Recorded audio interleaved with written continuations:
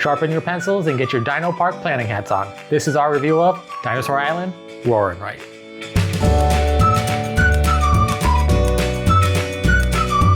Dinosaur Island Rawr and Right is a, you guessed it, roll and write game where players try and make the most exciting dinosaur theme park. And I liked it.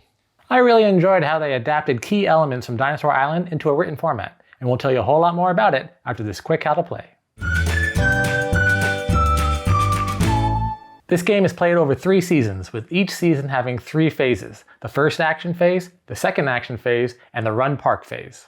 During the first and second action phase, players will draft dice and place them on the game board to take park designing actions.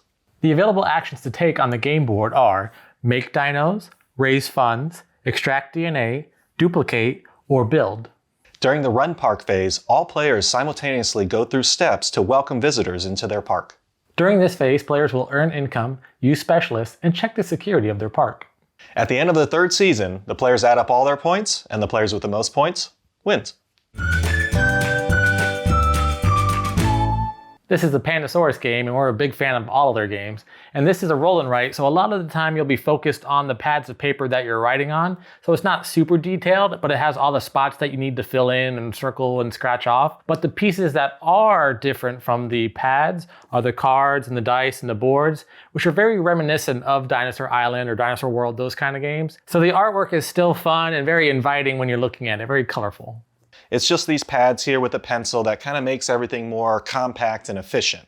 So you don't have like giant player boards or taking up like a huge table space or anything like that. You can just have your pencil and mark, mark, mark. These dinosaurs are erasers.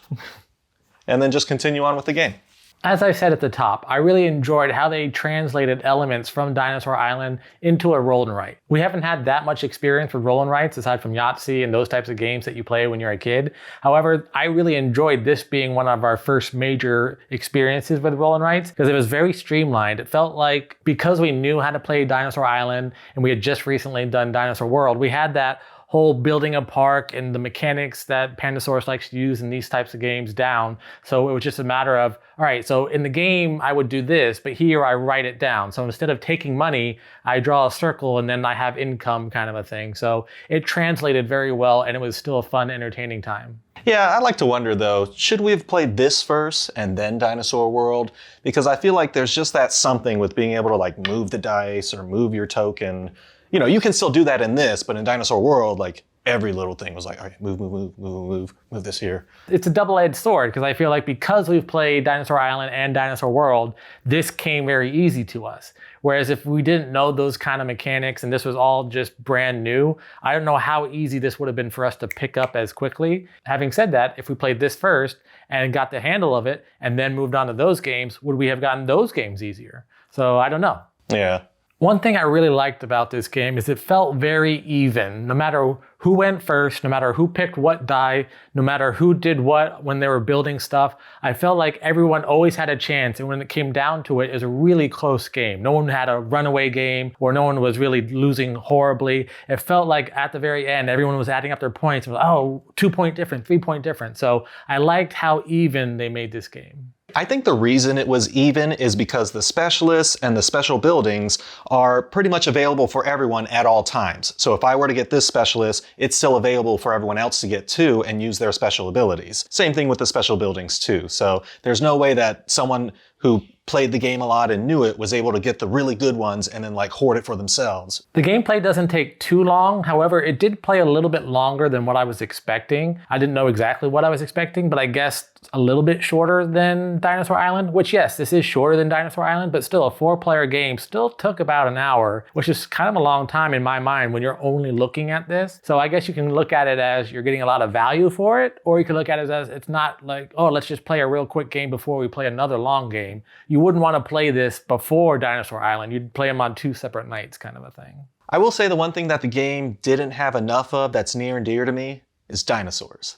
When you get the dinosaurs and everything, you're just marking down here. So you're like, okay, Dilophosaurus, check. There's my dinosaur. But you don't have the dinosaur. You're not like, I mean, yeah, you got your little player dinosaur here that you can just kind of just play around with for a little. Yeah, it's just an eraser. But like when you're building these dinosaurs or getting them, it's just a little bubble that you're like, check, check.